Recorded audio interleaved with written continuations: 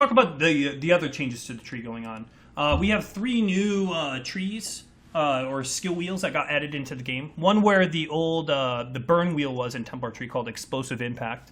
We have Snowforge now for your fire and cold builds, which is very similar to the lightning and cold over in the Templar Tree wheel. And then we have Crackling Speed in the Shadow Tree, which is a new lightning wheel.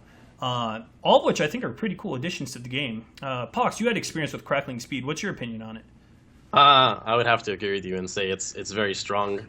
I do like it because it's in a really good spot, since a lot of caster builds you'll go from Shadow to Witch. If you're going crit, especially, you're doing some type of traveling, and there wasn't really much choice of specific elemental choices. You've got the Witch. Up north of the Witch, you have, I feel like a weatherman for some reason. Up north of the Witch, you have, the Fire, Ice, and Lightning. And you have a couple other ones. You have one in the Templar, one in the Shadow, one in the Witch again. But now they're adding them kind of, almost like, they have hybrid nodes, but then they have just these really cool branch nodes.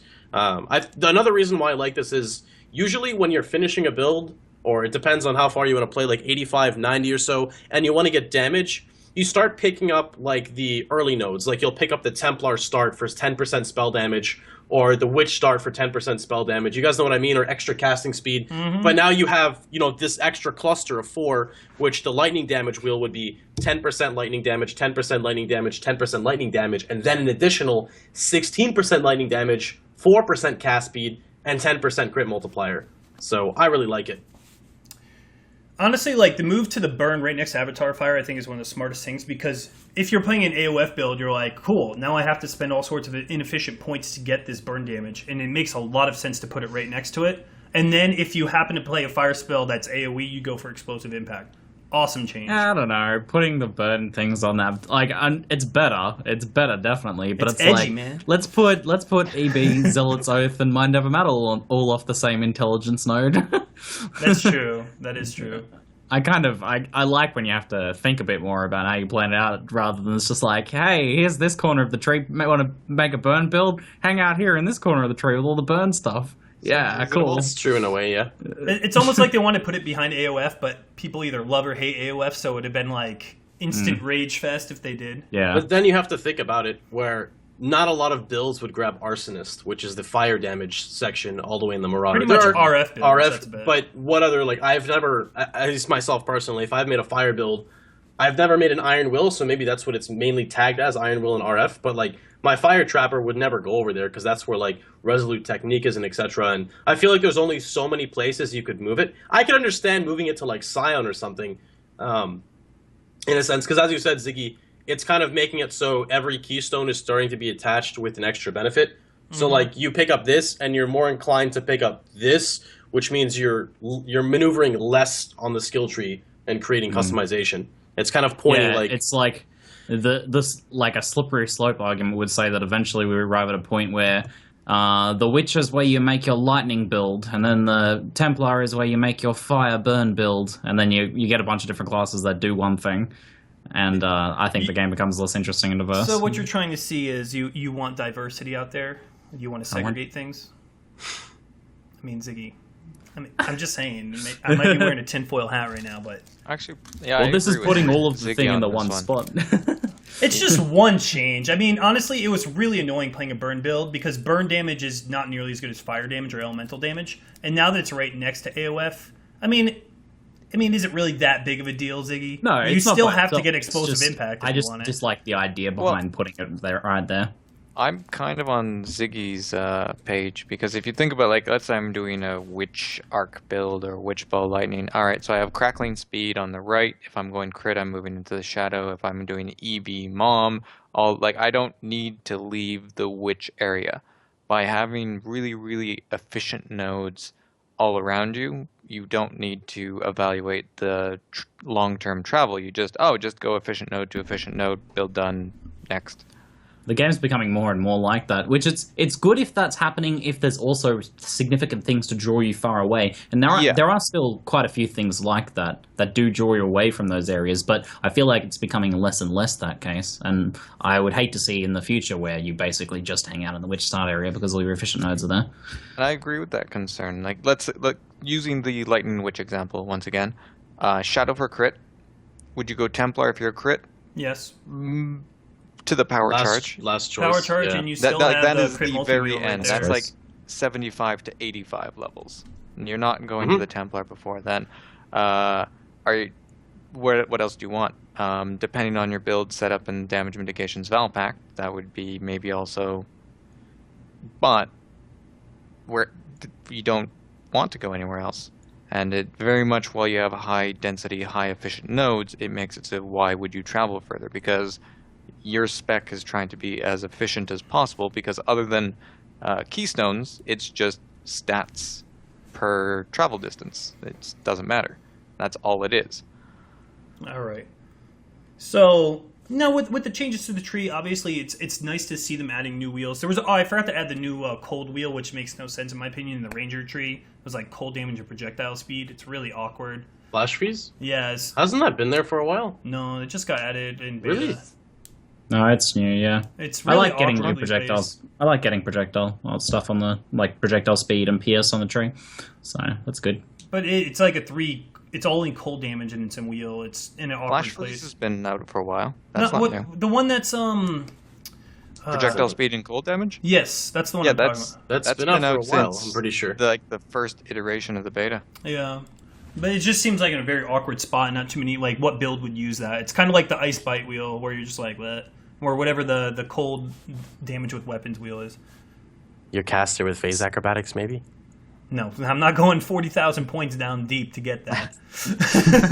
If it was on the other side, I would get it because it's Ranger next to freeze heroism. pulse. It's just in an awkward spot.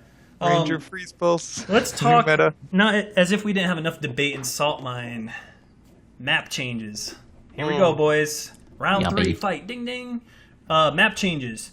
Directly written from Chris Wilson. As you know, The Awakening, there's been a new sequence of maps that will include new types of maps in Act 4 areas. Cool and stuff like that.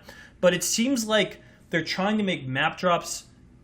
They don't want +2s to be drops from rares or random unique mobs such as like, the Beyond bosses you fight. They're only going to make it from the map unique boss now. And their reasoning behind this was they want to make it more new player friendly because if a +2 map drops, they don't know what to do with it.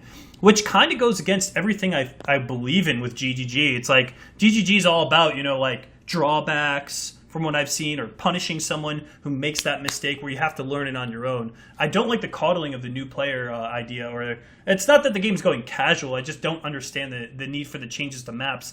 And then at the same token, we don't get life on level 1 through 5 gear anymore because it was too strong for new players. And it's like, what? I thought we wanted to help new players. What are your thoughts on the map changes, Pox? So I like it. I like it because they're enforcing, they're putting more of a reward on killing the boss. I'm going to emphasize on that part. Killing the boss has always been part of my style of playing games of risk versus reward. And even if there isn't a reward, it's still risk, and you play hardcore, and for me that's fun. Risking your character is fun. Whereas it might not be the smartest thing to do, for me it's enjoyable.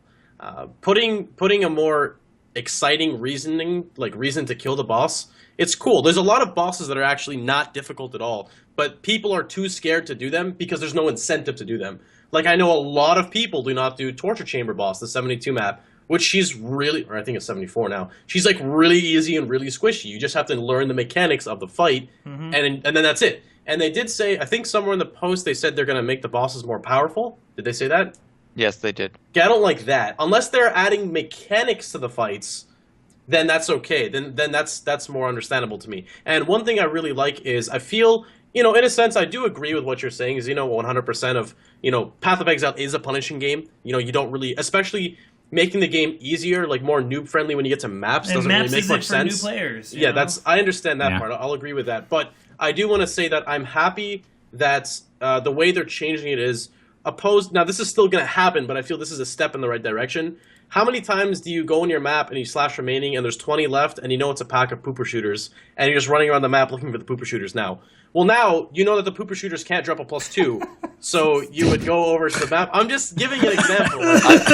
Well, you didn't I add get your in sound shit effect for when you said tentacle pooper. miscreants, but we get Okay. pooper shooters. It's So, fine. I This is mean, PG. It's okay. I'm Fine. just, I'm Fine. just, I'm just saying, like, I like that they're pushing it more towards doing the boss than looking for the random mobs, even though we're still gonna do, because they can't drop a +2 anymore.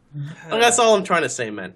Try to keep it PG I here can in this household. understand that. Like, getting a +1's fine, but the biggest problem right now in beta is maps. I think if you could take your Anders Guile, your EB, whatever you want to fight about, the minute you bring up maps, people are pissed.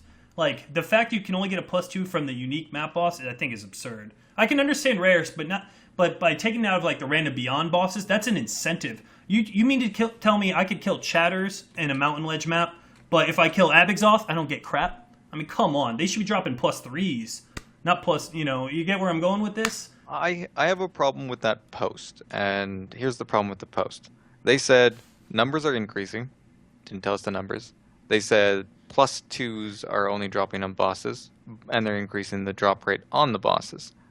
But they didn't tell us the numbers. Yeah. They also told us that bosses are getting harder. Not necessarily all of them, or which ones. So they said, numbers are changing. Have fun. Yeah. I'm like, thanks for the useful information. Related to the +2 comment, though, I did find the for new players a really weird statement. It kind of seemed like a miscommunication, because I think the +2 change is very good, because when it's randomly on all mobs that could drop a +2, there is the potential on a new race that you do a 66, you get +2, 68, get a +2, go to 70, open a Cardo that's +5, and like you can get right to 78s from a racing standpoint. Now, I am talking about a small minority. No, you can't get +5 from a Cardo anymore. They changed that a long time ago. Yeah, but live. No, live it's only +3. Okay, sorry. It's however, very rare. Very, very rare. Yeah, it is rare, but the racers, that is a small community, and that RNG you just need once and the race is over.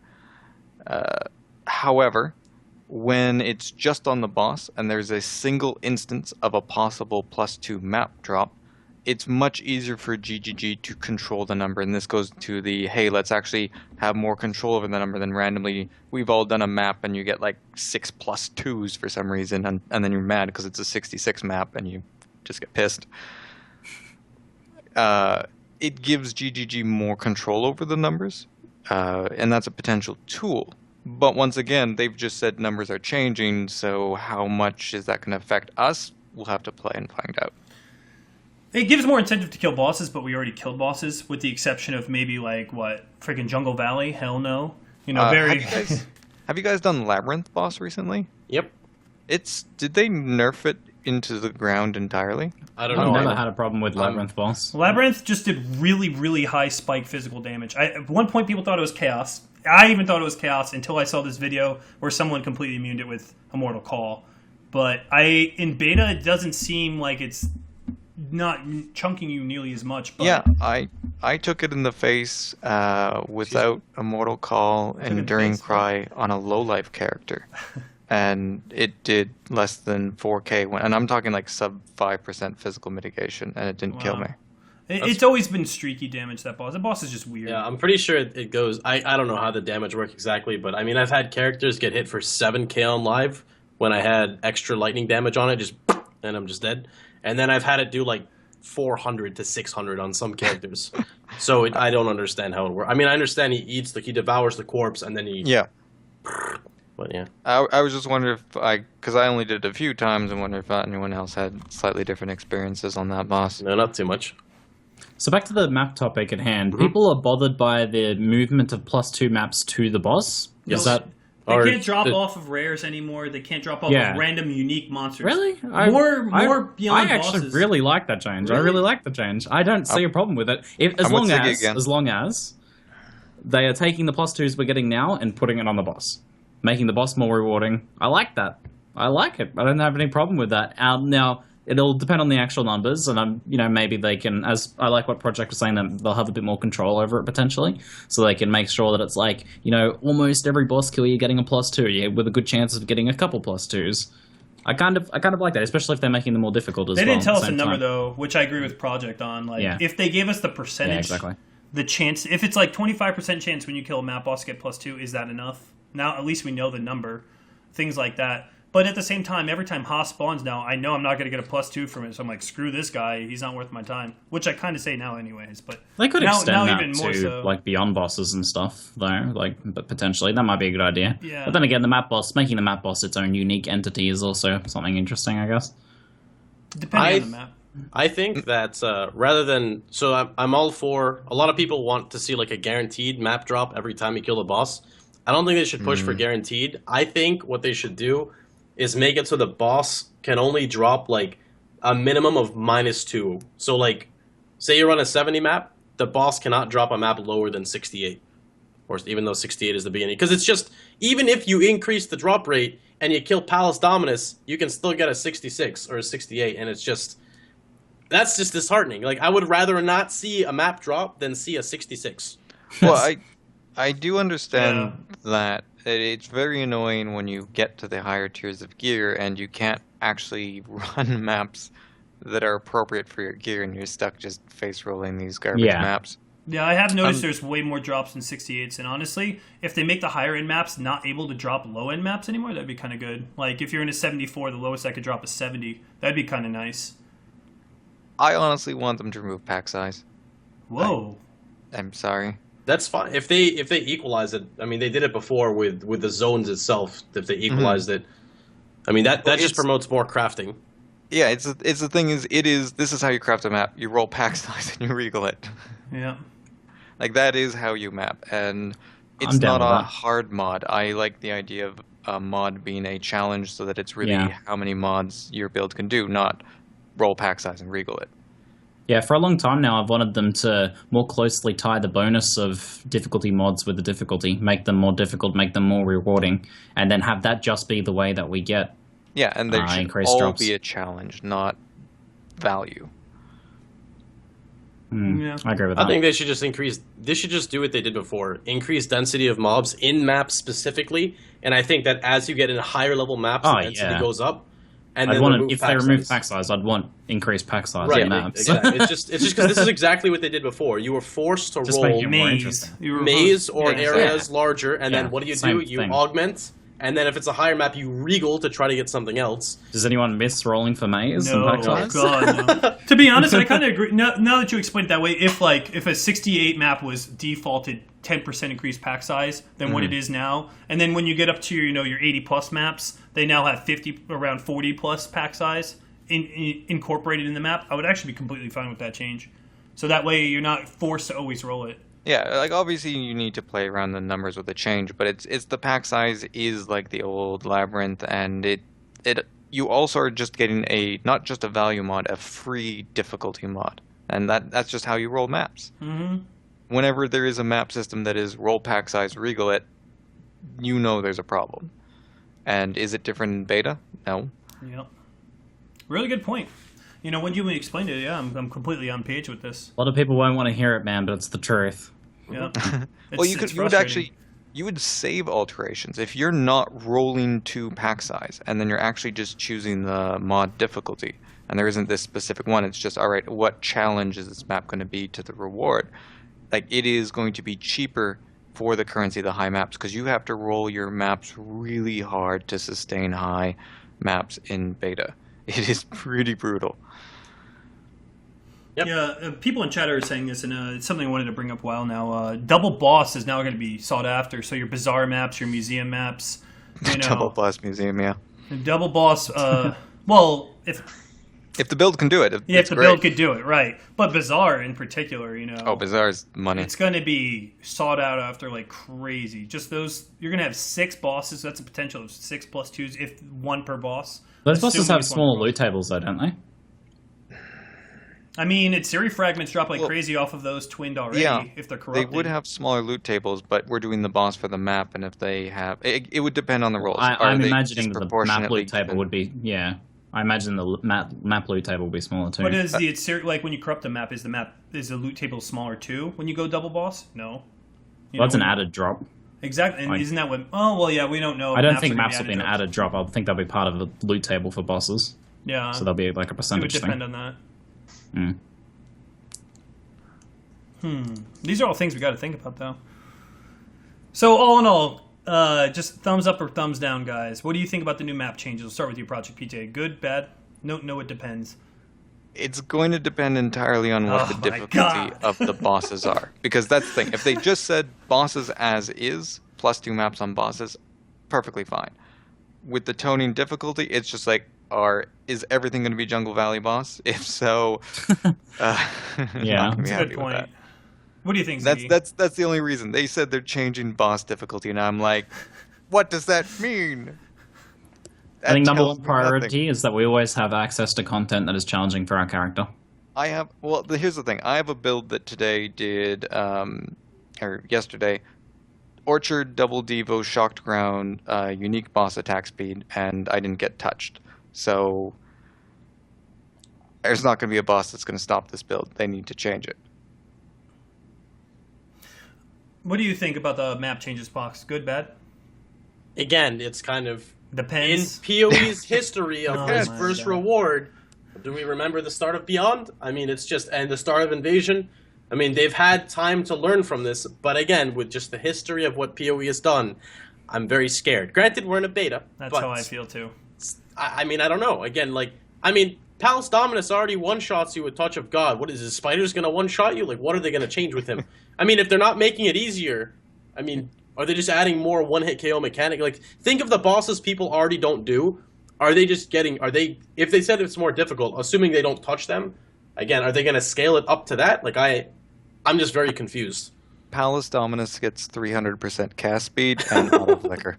The touch of resurrection. The touch of resurrection. Let's go into go on the map and he's just, bang, you're dead. What?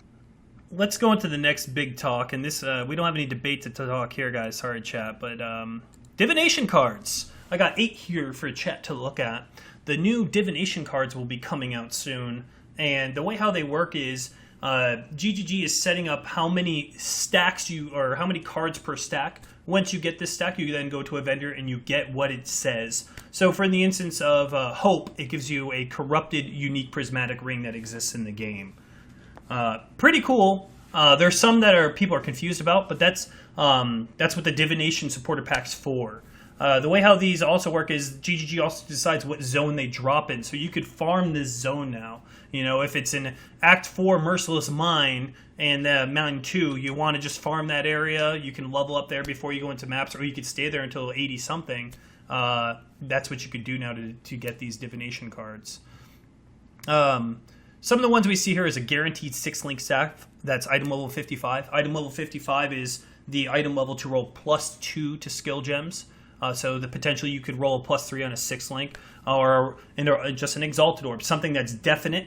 You can just here's a free Exalted Orb, or something that's completely random, a random level 21 spell gem that's corrupted, or it's corrupted because it's 21. You know, you could get yourself a Frost Wall, or you get yourself that freaking Flame Blast. Whatever you're trying to get, you know, as you're rolling the dice. What are your take on the ones that are already out right now, Ziggy, that have been approved? Some of them are just, pretty generic stuff people wanted to see, just kind of like checking the boxes, like, yeah, we got one for an Exalted Orb, we got one for some regrets and stuff like that. But I do like some of these other ones that people are doing, like the 6-link stuff that have like kind of like a specific goal in mind. That one. So I'm liking some of the ones we're seeing. Yeah, I really like that one too when I saw it. I haven't seen that one yet. And yeah, I like these ones that are also like level 21 spell gem. It's like, I hope I get something good.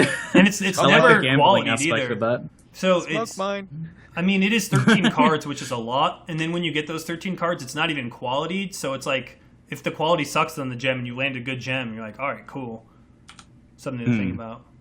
Yeah, I like these ones that are gambly or have like a specific thing in mind. But in general, I like the idea of the system. What it's going to come down to is, though, there's multiple kind of like balancing points for these. There's 3, actually, I guess. There's the rarity of the actual card drops. There's the amount of cards that you need to actually complete a stack. And then there is the actual locations in which they drop. We don't know any of those 3 points, and those are the 3 most important points. The only thing we know so far is the art, flavor text, and what the actual items are, and all of these things are freaking badass. I love the art and shit they've done for this. So good.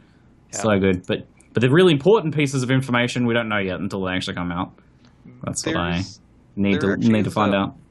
Fourth factor into that, Ziggy, is we know that it's not directly to cards, but you'll notice it right away. We know the problem if they keep pumping out uniques, since uniques have independent roles to each other, there's going to be a saturation of too many uniques. You also have the reduction of current uniques and then adding in cards to supplement the existing drops. So that that can also affect the card rarity if they plan on changing the existing unique drop rates. Okay, yeah. That's a tool that I like that they have, because now they can play around with their numbers better. And just to clarify for people in chat, if it's an orange text, for the example axe, it's not like you're getting a random white axe. It's a random unique axe. So you could get a Soul Taker, or you could get your LOL Screaming Eagle. You know, it's just rolling the dice at that point. And I'm sure they're each going to have their own separate percent chance to get it. But that's the cool thing about this. If you know you want a Soul Taker, and for whatever reason they go skyrocketing in price again, or you don't have 5 Exalted Orbs, you have a way to get these uniques now by farming. And keep in mind, every single Divination card that is out right now is from the $1,100 supporter pack. These are people who are making these. You know, some of them are like 40 Wisdom Scrolls. For you, 40 Wisdom Scrolls not that good, but someone who's an MF Summoner who's freaking needs Wisdom Scrolls like crazy, they might actually be okay with that. So it really depends. I'm really curious on the drop rate on the Wisdom Scrolls. I'm like, where is it and what's the drop rate? Like, how fast can I complete that deck myself? Exactly. I hope they make some cool achievements where it's to complete each set to make the achievement thing harder, rather than just complete one set and you're done with the Divination card. I think that'd be kind of fun. It gives more incentive to people to collect these. The Wisdom Scroll example is actually a pretty good example for kind of what I'm talking about, how there's the multiple balancing points. A Wisdom Scroll, like let's say it's like 100 Wisdom Scrolls Divination card. There probably already is one like that. If it's in a location where someone's magic finding bosses, then it's just an extra constant every now and then Wisdom Scroll feed for those people. Doesn't really have too much impact, just kind of helps support them, makes what they're doing a little bit more cheaply. If it's in another location, then it becomes a decision. Do I stop magic finding to go farm some Wisdom Scrolls, or do I just keep magic finding and buy Wisdom Scrolls instead? That's like a good example, I think, of what I'm talking about, of how for all the we actual know, it could be in every single zone. Has an impact. That one, because that is probably the lowest tier one, where they might just put it in every zone to just like try and get people involved in them and be like, oh, this is cool. How does these work? And then they check the wiki. You know? But at the same point, that makes it less interesting, because then it's just like finding a few more Wisdom Scrolls. Maybe you just pick up less Wisdom Scrolls now, because every now and then you're going to get a boost of them. True, and that just comes from a balancing standpoint. That's where GG is going to have to fine-tune things. I mean, this is a huge introduction to the game, where there's going to be some really overpowered ones at start, and once you find out what it is, you're going to freaking farm it as much as you possibly can, and there'll be some that need to be buffed. I mean, 1 out of 12 to get an Exalted Orb. Where does it drop, and how often does it drop? I might just find an Exalted Orb in the process, you know, things like that. You never know. The solo self-found community must be really happy. Yes, good point. I'm not a fan of that setup, but you know, I'm not a fan of certain builds. That doesn't mean those builds shouldn't get attention. They're definitely getting much more out of this than anybody else is. Self-found's had so much love. Master crafting, divination gems cards coming out, when you can purchase in the store. Like, buying gems from vendors. Yeah. Solo self-found's really going to enjoy the Awakening, and I think a lot of people, it's going to be good. And maybe it's going to push more people to try solo self-found, seeing as you have all these tools and we all hate trade chat. I really do like the art and the flavor text on these. To all you supporters out there who have made one or are going to make it, I really do appreciate the amount of work and effort you're putting into these. I know you did put $1,100 into it. It's pretty damn awesome. I mean, you might as well make it pretty damn awesome. I'm going to make a shout out to the Dark Mage, because I know who did that card and I know he's in chat, and it's a really well designed card for an exact purpose. Agreed. That's good. The potential a 6-link staff has at item level 55 for a caster is absurd. That is well done. And some of these like flavor texts and stuff have like a lot of meaning behind them. Like there's a person who had an homage to his deceased wife in one of the flavor texts. It was like a thing that he read out. And so some pretty touching and interesting and impactful flavor texts in there too. So it's great way to build out the lore of the world. I wonder how they explain why there's cards everywhere in Rayclast. How does that fit? Find a way. in a lore sense. I mean, they told you how they came up with the name Calm, so I'm just saying. My mint condition. It's like I'm sitting there, I'm like carrying around this lump of wood that I scrounged off the beach to beat another exile's head in so I can eat his brains, and it's like, but I also have my mint condition Charizard here.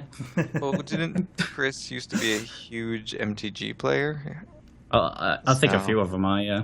Yeah, so that's the lore is going to be an excuse for them to indulge in their hobby. Let's be honest here. The aesthetic is really good, and if they can find a really neat, like something NPC, a mob that does, they could easily tie it in. It fits the flavor. Cards were huge in medieval settings. I don't think that's going to be a problem. And the art style is good. Yeah, it's beautiful. They really did nail the art style. Kudos there. Yeah, you can tell the artists have had a great time with this.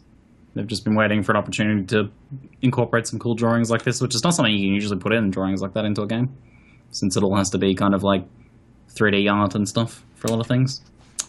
Very cool. This is exciting, man. Yep. Being able to do something, again, like anything that allows you to, like, I'm trying to figure out how to word this. Anything that promotes you to do something aside from mapping is cool. Because usually when you get to endgame, it's like, how do you make a lot of currency? You map. How do you level up? Yeah. You run maps. I really do hope that these promote alternative endgame. Yeah, I would be deterministic disappointed if endgame. Good ones were in maps. That would be a bit off. Depending on how good the ones are in Act 4 Merciless, as it is, there's a lot of people farming aqueducts in some other areas than there. It might, further incentivize waiting longer to go into maps to farm out a couple of these cards. And this is what Chris Wilson was saying. You might want to farm out some of these bosses and in the process pick up some divination cards as well. I think it'd be pretty cool. It seems that they are really pushing for Act 4 to be an alternative endgame. That would be nice. So I think we'll see it. Card set that just drops off Jungle Valley boss should make it. Chevrons? Why? Yeah, that's your Shav set, guys. Jungle Combs. Valley boss. Only in hardcore for some reason. Just to make sure. Just to clarify, Emperor's Luck is 5 times of one set currency, I believe. So it's random. I'm not sure if it's like the currency that got dropped out of Arcanist or the one that can drop out of the one that gives quality. Hopefully it's not going to be 5 times whetstones or 5 times scroll transmutes. fragments. Yeah. 5 times scroll fragments. but I guess that's rolling the dice with these. Is it worth farming? You'll see. I'm disappointed that one's not 7 additional items. Currency. God, though. That would have been magical. That's whoever designed that one. That's another good one because we don't know how valuable it is until we do so many that we know the average. So a lot of people are either going to get really happy or burned. It's a good one. I could see the Reddit and forum post now. The first guy to get 5 times mirrors, if that's possible, or 5 times Eternals or Exalts. You're going to see crazy ass pictures of that. Oh yeah, oh, man. That's going to be a day. No one would believe it, man, because you trade it to a vendor and then trade it back. Right. Well, if you make a like, YouTube video or something. Photoshopped. Yeah. Clearly, You he had edited a that picture in before and he post-production. had 5 mirrors. I call shenanigans. The chances of that dropping has got to be like 0.0000000%. It's gotta be non-existent, but when it happens- How many mirrors have you seen? How often do you think 5 mirrors are going to appear in your pocket? I've seen 1 mirror my entire time playing, and I don't even remember seeing it. I've seen one. Didn't drop for me, but that's got to be the worst. I feel so bad for the guys in global chat that link their mirrors in beta, and you're like, well, Yep. I'm sorry, dude. I found an albino Roa feather in beta 30 minutes before the wipe by accident. I was doing my respecs and like leap slammed, and I I was like, oh, what's that? I've never seen that before. I don't believe you. I'm just kidding. I've got a feather. I've got one. Had you still face palming from my mirror expenditure on the beta? That was an amazing expenditure. Investment. What beta's for? Mirror investment. Exactly. I invested my mirror. You could sell a mirror and reap get more. the rewards. I approve. +1. There is a vendor recipe for mirrors. It's like Exalted Orb, Divine Orbs, and something else it gives you. I forgot what it is. You could have gotten more from vendoring it. Whatever. Hey, I doubled my profits. I'm happy. Yeah, good call. Let's go into the next exciting news. The new unarmed unique. It's called Doriani's Fist Bow Gauntlets. GoPunch.jpg. Yeah, people are saying elemental face breakers, or how about just elemental unarmed? I think that sounds better. But it gives you a flat 10% chance to shock. It gives the gloves, instead of just being an armor base, it gives it 30 flat ES. A crap load of unarmed damage while... an unarmed lightning damage, and a bunch of flat lightning damage to spells when unarmed. And whenever you kill a shocked enemy, you get plus 30 energy shield. This thing is crazy. One of the first thoughts I thought, Pox and I were talking about Elemental Cyclone, and then I further thought about, like Elemental Cyclone, and then you get cast on melee kill because you're already unarmed. You get that bonus spell damage for Shock Nova. Cool things like that can be used. The only downside of these gloves, there is no downside on it, is that lightning or elemental damage when you're unarmed cannot be scaled by WED. You're not wearing a weapon, therefore there's no weapon elemental damage. So you have to specifically go lightning or elemental damage to further scale the damage of these gloves. Downside, you don't have a weapon either. Yeah. What are your thoughts on this project? You seem to be the guru of this episode. Fire away. All right, I have one problem with this because of another announcement. They said they were adding the new tiers of mods and specifically added damage to spells. In that post, they said, because of this, we're going to look at these spell coefficients or effectiveness of spells. So immediately I'm like, well, thanks. Now I have no idea if these gloves are good or not for spells. Thank you. Since they stated that, they literally told me you have no information to evaluate that. And I was like, because in live, obviously Glacial Cascade gets the double hitting, ball lightning, anything that you would scale Fire Nova Mine would be pretty hilarious with these gloves. So I can't evaluate it as a spellcaster weapon right now. However, mines, traps, stuff without cast speed that you don't need cast speed on the wand, there's a lot of potential that way. So we have to look at melee. You've got Ice Crash and Cyclone. There's nothing else that's going to be used. Yeah, I agree with that. Like Cyclone gives you the smoothness of animation. Since you're not going to have a huge amount of attack speed, you don't have access to the weapon, multiplying it. So you are really looking at only those two. However, Ice Crash does have good AoE. It's solid. I like the cast on melee kill option just because you're double dipping and that's stat efficient. You're essentially replacing the WED. As you said, it doesn't work. Put in cast on melee kill. Throw in Shock Nova because you can get the 150% effectiveness ring or whatever works. But unfortunately, without knowing the spell effectiveness, it's like, it's good for some spells, which, who knows? Very, very true. Something to think about with Ice Crash with this. Ice Crash has a very high base damage, and when you level up Ice Crash, it gets more. You would have to use Blood Magic with it, which would go in place of your WED, which you would normally use in an elemental build. Would that multiply the base damage? Yeah, it's a damage effectiveness. So right. It will then multiply the flat lightning damage. Yeah. So it'll be absurd. And then you just scale any kind of lightning damage you can get on the tree. And AoE damage would also further give you. I think it's going to be awesome. And the Templar actually has melee damage, which is not melee physical damage on the very beginning as well. So you can actually play this as a Templar. And the 10% chance to shock is specifically there for RT. So, it is... Mm-hmm. I mean, you're not going to go crit unarmed. You can't crit unarmed anyway. Exactly. But, for the spellcaster section, they could still go crit. Ah, yeah. Assassin's Mark. Yeah. Please don't be that guy. Assassin's Mark. You would run 5% crit build. The optimal way to do this, what's it called? Static Blows is located in the Witched Shadow Tree, which is kind of far away, and that lightning elemental damage with weapons won't work for these. You get 10% shock chance in the Templar tree, 10% shock with these gloves, and conductivity is another 17%. So that right there is 37% chance to shock. I think that'll be more than enough. Stay to the left side of the tree. You go into Scion, things like that. What would you think, Project? About the same? These gloves are very much like face breakers to me. You're pigeonholed immediately. Right, you have a single stat, and you're giving up everything for it, so it's just the best way to use that stat. And Facebreaker builds don't have that much true options. It's very... Resolute Technique or Go Home. Yeah, and so these gloves are elemental Facebreakers. that you can use as a wand. The only thing I'm really seeing is related to what you hate, Xeno, the Mom EB combo.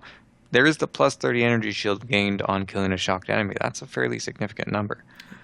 Could you go CI with these? Well, and then you could benefit out of static blows too. Then at that point,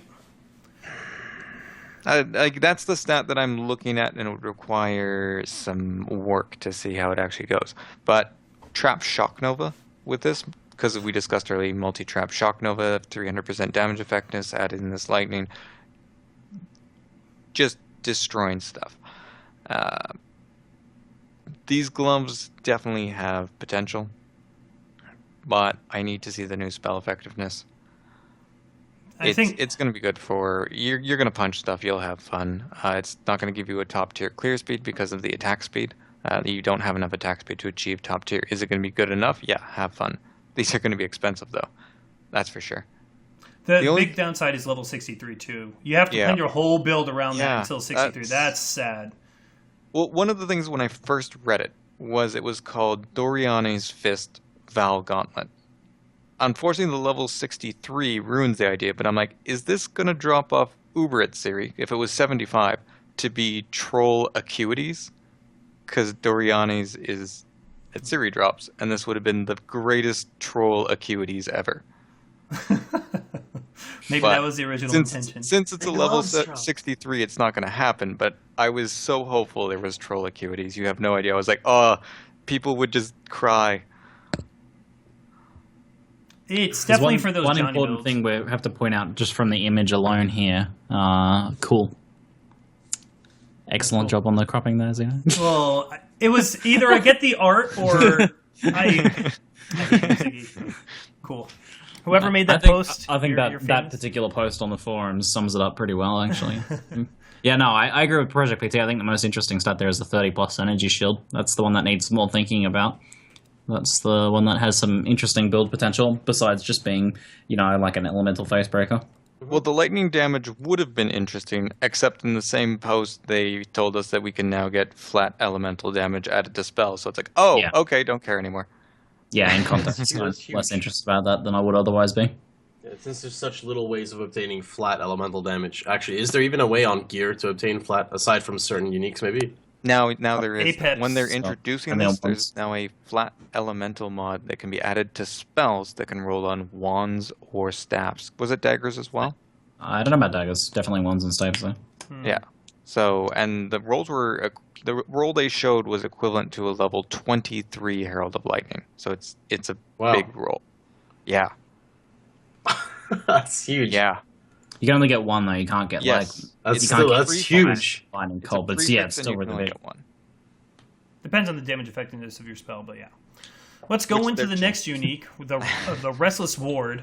I know a couple people have messed around with this. What this guy does is, first off, it's on a Carnal Armor, so it's got the mana implicit. It's got Evasion, Energy Shield base, Flat Life, and then it's based around charges. The big thing to note here is 100% increase Endurance, Frenzy, and Power Charge duration. This is pretty huge. They've been giving a lot of duration nodes on the tree, but with this 100%, like I don't think people realize how insane this is for any power charge build. To be able to have double the length of them is pretty awesome. And also for any Eldritch Battery build, the flat life regeneration per endurance charge when you're going to Zealot's Oath is another cool way to use this armor. I know Hegemony was using this chest piece to sustain his Eldritch Battery, one of the ways he was doing it. What are your thoughts on this chest, Pox? I like it a lot. It's definitely something that I would contemplate using on any build, just because you keep your endurance charges up all the time. I mean, the biggest reason why we don't use endurance charges is we don't like hitting the button every 10 seconds, or every 5 seconds or so. Having a 20-second endurance charge like duration, and everything else is just that's so cool. Like it's so reliable. Like a lot of the times when you're fighting a boss, you disengage for a couple seconds, and then since you have that small little buffer of 10 seconds, you can't always just pop it and then get your stacks. Here you have 20 seconds. That also, one big thing to note is for a lot of builds that do not use power charge on crit, that like support themselves with just Assassin's Mark, that allows you to basically get into the boss room, secure the kill on the blues, kill the blues, get your power charge, refresh it back to 20 seconds, and you have literally double the time to kill the boss with your current stacks of power charges. The thing I about really this like is you that. don't even need to use Enduring Cry with this unique. You can just use Doju's Elixir. With 20 seconds Yep. now, Doju's Elixir actually becomes a decent flask. As Hedgie was using it in his build, and it looked really good. I was like, holy shit, that flask actually looks good now. Not on just like some support build or something, like as an actual flask. It's true. I used It the actually flask. seems good. I used the flask back in Nemesis with my Trapper, since I was right near Conduit, but I'd have to run with like super fast clear speed. I would still have to run 2 Doge Rays with like max roll, like, perfect roll, just to ensure if there's ever any downtime, I can make sure. So basically, reducing the flask usage from 2 to 1 saves you an entire flask slot, which is insane. I think it's an underrated chest. I think it's really good. I mean, it's not overpowered by any means, like a lot of unique chest piece tends to be. Some people, I think, are undervaluing how good this thing actually is. That life regen, you see 16 flat life regen, you're like, whatever. But if you get 7 endurance charges, and it goes as high as 20, if I'm not mistaken, 140 life is nothing to, completely ignore, especially because it just comes from your chest piece. If you're running 7 endurance charges already, that's just an extra buff. Plus the life regen per endurance charge as well. I don't know, I think it's a good chest. I think it's very good. It's hard to say it's not good. Obviously, really the downside to it is it's competing with some pretty powerful chest piece. That's the only downside. Yeah, your carcass drag. When we're talking in the land of clear speed is king, movement speed is movement speed. That's going to be one of the very interesting points of the high-end builds. I talked a lot with, I can't say the name right, but it's IAO_, and he did the Reddit post on Relentless Trapper. For builds who cannot get frenzy charges very easily, the Diandre's Elixir, like most builds can kind of now get their power charges somehow, or they can get their endurance charges, but there's a couple builds that have a huge pain out of frenzy. And the new meta of frenzy, it is a huge downside to not sustain your frenzy charges. I'm sure, Xena, when you were playing your Trapper, remember when you were just walking around frenzying stuff with your dagger, like it's that good. And the builds that can't get frenzy charges very easily, plus the Diandre's Elixir, like it is definitely a tool to fit a slot. A totem spec using a wand. Right now they're using like a wand, frenzy, additional accuracy, faster attacks. I was doing that too, and it's so painful. Like you wear this feels chest, bad. it feels good. Now it feels good. Because if you run Blood Rage with totems, good luck. Well, it doesn't even work. Totems it doesn't get even the work. kill. Exactly. Trappers in totem specs would like this chest for sure. Getting Mines. that much. Yep, mines. So Being many able different to mines. keep up your frenzy and power charges for a much longer duration is a side I didn't even think of. I was just thinking about the endurance charge. That's a pretty good point. As well as the ability to just, if you're having a Diandre's Elixir, it's just the ability, not only just the duration, you have a refresh button if you were normally generating the charges. Which is huge for bosses. Huge for bosses. If you were at 15 seconds before, because you had like 2 passives invested and no Diandre's, you have a 15-second window. With this chest, you're bringing it from 15 seconds to 25 seconds. And you're probably running a Diandre's to refresh, which means that at the end of 25, you press Elixir, that refreshes them. That's a 50-second window. Yeah, it's awesome. Let's move on to the next thing. It's called Call of the Brotherhood. It might not be on an Iron Ring. It might be a placeholder. It's not confirmed if it'll be on an Iron Ring or not. This thing is got to be the most broken thing I've seen in a long time. The way how it works is it gives you a bunch of mana regen, intellect, a lot of lightning damage. The edgy lightning damage converted to cold, which confirms that now we actually have a flow chart of physical to lightning to cold to fire to chaos. That's the conversion flow chart. And the craziest thing about this is your spells have 100% chance to shock against frozen enemies. So not only could you make a cool conversion lightning to cold thing, but if you're playing a cold snap spec, whenever you're freezing now, you're shocking. It's pretty absurd. Pox, what are your thoughts on this ring? I don't think it can be released like this. I think it's way too strong. I think that's everybody's opinion. I mean, no, really, like, what would you normally sacrifice on a ring? Mana regen. what do you not need to sacrifice anymore? Mana regen. Like, that mana regen resists in life, but you can get resistance in life everywhere else. You couldn't normally get mana regen everywhere else. You don't even need, like, you just put the ring on, and now your lightning skill now freezes stuff while they're still being shocked. Since you're lightning, you have a really high top. I don't know, it's crazy. I do not think it can be released like this. I would love if they did. No, I wouldn't, but No, I think it needs to be toned. I think there needs to be a giant downside. This ring literally reads, if you do lightning or cold damage, you freeze and shock everything. Yes. It's too much. Rip Prolif, I mean fire builds, so. Yep. What? I saw this and I thought of my Cold Snapper instantly, which I could freeze every single boss in the game with the exception of Itsiri on that character. And I was like, well, now they're going to be shocked. That's like the first thing I thought. I think it probably is supposed to be on an iron ring. I want it to be on an iron ring because that's a tiny downside? drawback. But then you get to Val it. It's a Valing unique then, and then everyone will gamble it every time because you can't leave it as an iron ring. It's disgusting. So everyone's gonna Val and then lose it, and it'll be expensive. So then they'll cry. They should have put it on a poor ring. The power ring. Ugh. With all the nerfs to mana. Just because technically there is a physical build that could use it as is, so they should have put it on a poor ring or whatever, just to make it completely useless. You know, let's go all the way to useless land. If it gets released as is, this thing is going to be like There's no way. so expensive. There's no way. Yeah, this is a tier of ring that has not existed in the game yet. Agreed. Wow. It's so beautiful. I want And it's not even like just the last stat would have made it a good ring. Like that stat on the ring blank By is itself. good. Then they're like, you know what? Let's just make it really, really efficient. Needs a little more. I think we need some mana regen and some more lightning damage. And Yeah. conversion so that if you didn't do cold damage, your lightning damage will solve all the problems. Yeah. So now it works on your arc build as well. Exactly. It's just so strong. There's no way. It's This- so absurd. I'm sorry if this goes live, whoever designed this, what were you doing? Because you didn't even try to balance. And before, no don't one worry, man. looked It's at beta. this. It's beta. They're gonna change it anyways. They had better. And let's look at the last unique here. It's called Repentance. Repentance Crusader gloves. I'm not a big fan of these gloves because of what Iron Will already does. Bunch of armor and energy shield.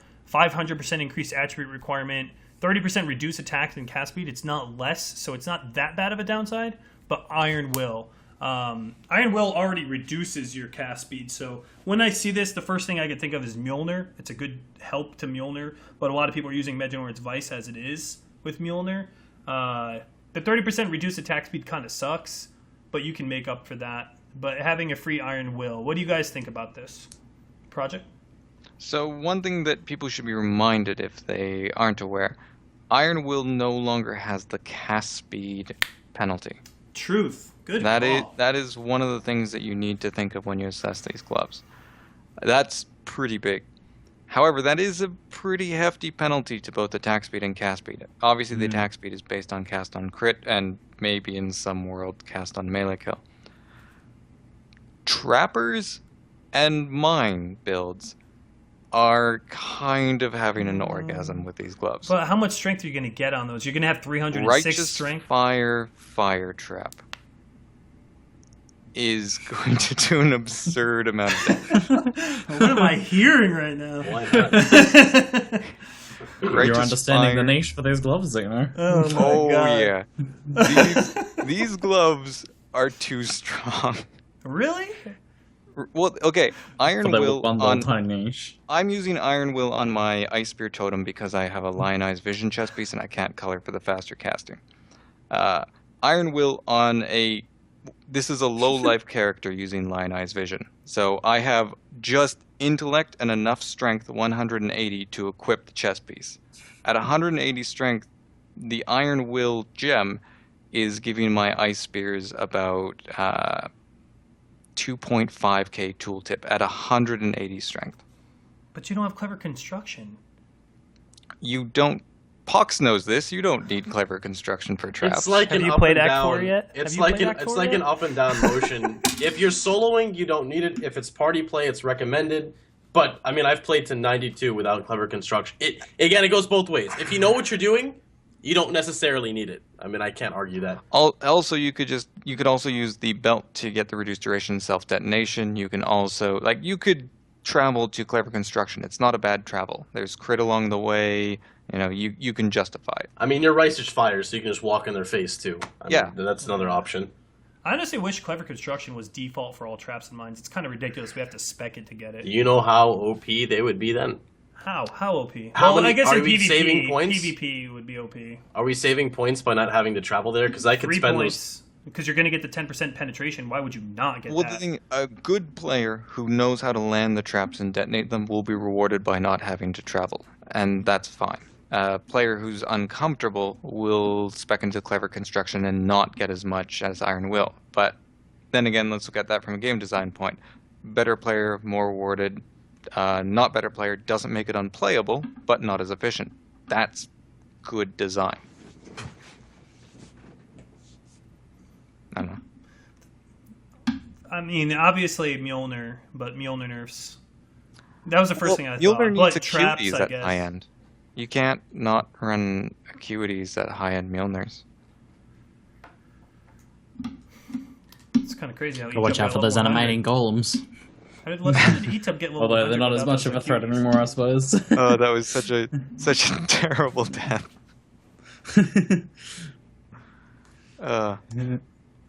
But they're good gloves because casters aren't really looking for anything. But Righteous Fire is going to have a ton of strength already, regen. It's going to give it might be enough to alternate between rather than crit endgame scaling. Righteous Fire, Iron Will. Seems good. Wow. Well, we got. Let's see. Well, it is 5 now. Do you want to do a quick Q&A? Yeah, I've got a couple of questions here. If you guys want to post some more questions in chat, we can run through some Q&A here. All right, so first one is from the Mozza. Did you think the rustic recipe nerf was warranted or not? So, I should probably say right off the bat, though, that we were all scratching our heads about that, right? Like, when they first announced that. But then they announced that they're actually changing what the actual mods represent. So, it wasn't really enough, really. Because they changed how much physical damage is actually granted by each actual mod itself. So, I don't know, you guys have any further thoughts to share on that one? I mean, it's just pretty straight up answer. I guess one thing is, I don't know, because I haven't read 100%, but if it was nerfed slightly in some regard, I don't really think it really matters, because I think that being able to level all the way to 70 with a blue weapon is pretty insane, which you could realistically do. I mean, I guess you could say the same argument to casters, but again, it depends on the spell you're using. So I guess it goes both ways. I could totally, it really shouldn't be that game breaking or anything. Alrighty, I'll move on then. Suit size small. Update on community unique and Xeno. Update on your unique sword. Xeno? Not going to be buying a unique. They changed the way how swords work now. They now have crit foils, and my whole unique was based around going crit swords. And they pretty much changed. There's now two-handed crit swords, and there's now one-handed crit swords. So there is no need for me to make a unique that already exists in the game. Right now, at least. Plus $1,000 for you. Congratulations. No update on the community unique. We might get back onto developing it once development of the beta winds down a bit. I just didn't want to occupy all their development time away from Awakening. Hixolite. I'm newer to PoE. Can I start leveling a character now and enjoy the character when the new update releases? Or should I wait to make a character after update? What do you reckon, Project PT? There's a lot of mechanics to this game. You're going to want to jump in. Your first character is never going to be your best character. My first character, and to people who know this game, was a remote mine EK in Nemesis. That's all I need to say about that. So use the time where your currency doesn't matter, where players are not really doing too much, to solo self-farm and learn the mechanics so you have an advantage at the start of the next league that you'll be participating in. That's what I'd recommend. There's so many things to do in PoE that if you try something now and then try something else in the Awakening, you're not really going to be missing out on much of the game. That's very true. Not really going to be spoiling much. My first character I made was in closed beta, Technically, he has never ripped. His name was the Flappy Jack. I can't go into it. It's a secret build. But Flappy Jack. I know what your build was. Moral of the story is I was too scared to progress in hardcore because I was scared of Cruel Vol. And you want to make sure that you can overcome your fears now before the expansion gets released. It's not a secret. He told me it's dual wield wand CI. Get wrecked. That's not my first. Nope. Oh, I thought that's what it was. Damn. That was my first build that worked. That was my first build. And we're talking attack wands here, guys. We're not talking It's not remote mine EK. It's never too late. That clear speed. Oh god. It's never too late to start up Path of Exile. Like right now is actually a great time before the Awakening comes out. Would be a good time for you to learn all the base mechanics of the game. So go ahead and have fun with it because when the Awakening comes out, you want to be tip top. Alrighty, Green Dude asks, should GGG step in and create some divination cards once the majority of players have submitted theirs? There may be good opportunities for great cards that players didn't want to waste their pack on. What do you guys reckon about this? I think so, yeah.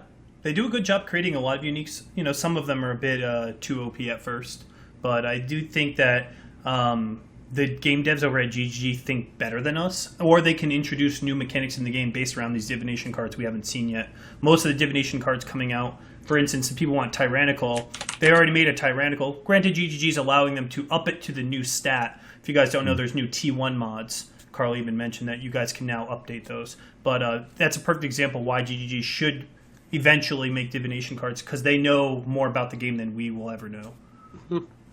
I would have to agree because one big thing is they have the statistics. For people who watched before when we did like the 1 week and the 1 month, they actually, for some of them, they popped up a summary of all the statistics of every keystone that was picked up, how many players started what, where. They gave us all the statistics of pretty much everything. I want that again. Yeah, that what so uniques fun. were used. They gave us everything, and because of that, they have the information that we cannot access so easily and or do not have. And I feel that down the line, they can really do some funny things with, they see that Magic Finders specifically want to farm this area, or people with this build are specifically farming this area. They have the ability to twist it up and put a divination card spot in a certain area tailored to so and so's build because they have all the information. Agreed. I think they should, and I would like to see it, them GGG adding their own divination cards, but I don't think they will, and I can see why, because if they do start adding, or if they announce that they're going to start adding recipes that players didn't do, then players are going to be less inclined to actually buy a supporters pack and add one in, because they'll think, well, maybe GGG will just add the thing that I wanted anyway. I don't know. They do What make happens when one, they should release- make it with a shadow account. Pretend it was a donator. Don't say it was from them. Tinfoil hat boys! What I was thinking is usually these supporter packs last about 8 months, and after 8 months, it kind of loses its flair. You think about the Hall of Grandmasters. Not too many people are really edgy trying to get into it now. So after 8 months where the hype has kind of died down, that's maybe when they should do it. When they release their next supporter packs, they might be able to start creating their own. If the divination card mechanic proves to be a very solid addition to the game and enhances the game greatly, then I can see in 12 months' time or something, GGG adding their own cards once that sort of thing has died off from players buying them. Yeah, I agree. That might happen. It's probably a good idea to have the natural limit of how many people are paying, because think about if there was all of a sudden 1,000 different card sets, it would just start getting annoying in your inventory, and every 10 seconds it's a card. True. It's like, oh, what's this? So there is definitely a point where it's just like, okay, now it's just getting silly, and we're just playing That's a Magic good point. the Maybe Gathering loot. they don't really want too many of them, but $1,100 is enough to convince them to just add one more. Yeah, and then they get their supporter pack, and that's it. They're done. They get their place in the game, and they'll come up with another mechanic. Yeah, I agree with that. Because if they do start to add too many, then either it's going to be the case where we're just getting flooded with cards constantly, or they have to make them rarer, which means that we never end up completing sets, and it becomes an unsatisfying mechanic. So, Which yeah, that's a good point. disappointed the entire purpose of it. Yeah, exactly. Another question from Green Dude. How would you feel about having some events in the beta rather than on the live realm like Cutthroat is now? Beta feels dead. This could perhaps bring back players and make them do tests they wouldn't have done otherwise. I would be fine with that. Beta events and not giving everyone beta keys is a PR suicide. That is a public relations suicide. Yeah. Honestly, I hope the last 2 weeks of the beta is open beta, so everyone gets a chance. I agree. That would be awesome, but I could, interesting. based on servers, could see that just being really hard for the beta servers to handle because they've been really rocky recently. How about GGG and Verizon? Anyways. Interesting. Well, how do you feel about having an open beta, Pox? I would be fine with it. I could totally understand it. A lot of people now complain that they don't even want to try racing when the game goes live because they don't have the same information that people in beta have. And again, I see it both ways because if you just flood the servers, it's just gonna, and that's not good. But giving, we could have trade. Yeah, there that's might true. Be enough people to trade. That's open the gates. Let me trade. I mean, I would be fine. I never trade anyway, but just in general, I would like to see because a lot of people I haven't had access and I've signed up since day one, and I think it'd be really cool to just give everyone a shot at it just towards the end, maybe when it's more polished and everything. And yeah, I would be cool with that. A lot of other people as well. They want to return to the game, but they don't want to be flooded with information. So I mean, a lot of people return, check out the beta, try something out, just once, because they only have a limited amount of time, and then they can see if they like it or not, or they want to try something new. Okay, I'm coming around. Originally, I was against the idea of having an open beta, because I thought it would damage the release of The Awakening. I think it might still do a little bit of damage, but it seems like the positives probably outweigh it, and it would allow for some higher-end testing of build if we're able to trade a little more effectively. I think so. Good point. Yeah. I think 1 week is enough. Not too much. You give people too much time, they create multiple guilds builds and they get bored. So okay. Right. Anyone posted in chat that Chris actually said that they would add divination cards in the future to keep the system up to date. So that has been confirmed by GGG. Okay. So there you go. I didn't know that. Okay. One more question, did you say? Yeah, let's do one more. All right. Sheria Tensi asks about Cloak of Defiance with the movement of Mind Over Matter. What do we view as the place for the chests? Is it still good? Is it bad? Do you think that they will give it the legacy mod back maybe with this change? That's how the question goes, paraphrased. Honestly, I think Cloak of Defiance kind of got killed when they changed Eldritch Battery. The movement of Mind Over Matter doesn't... I mean, I guess it kind of affects it, but with the change to Eldritch Battery, considering the chest doesn't offer that much energy shield, I mean... The only benefit of it now is that you don't have to go to the Templar tree. So if your build is going Witch, Shadow, and Scion, it could be pretty good. But you still have to figure out a way how to sustain the Eldritch Battery. There's an interesting thing you can do with that chest piece, and it's actually related to how it was previously going to use the old location of Mind Over Matter. With the introduction of mana on hit jewels, an attack such as Molten Strike GMP has the potential of gaining 50 mana per strike, and you can get the attacks to about 0.1 attacks per second. This means you're going to be generating thousands of mana, and you might actually see the chest piece used as a melee mitigation. If you have fast attacks, mana on hit, high hit counts, it is better mitigation. Yeah, that's what I was going to say. There's actually a couple of builds that were using the Keystone without being at the top side of the tree, and those people will now switch to Cloak of Defiance. So it's going to be very niche chest. It's obviously going to lose a lot of value, but I think we'll still have a place for some builds. That is pretty crazy. I could use it in my build and save 3 points. And that's also the thing.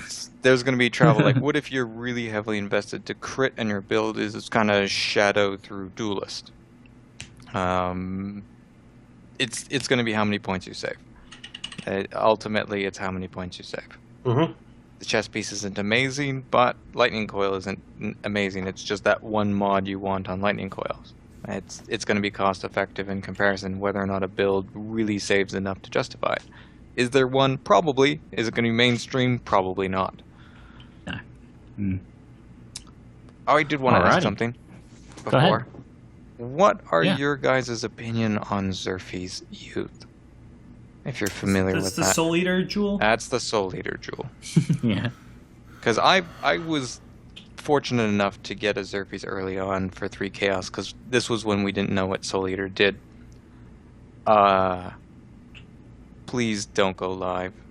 Please. Yeah, it's pretty goddamn crazy. I haven't seen it yet.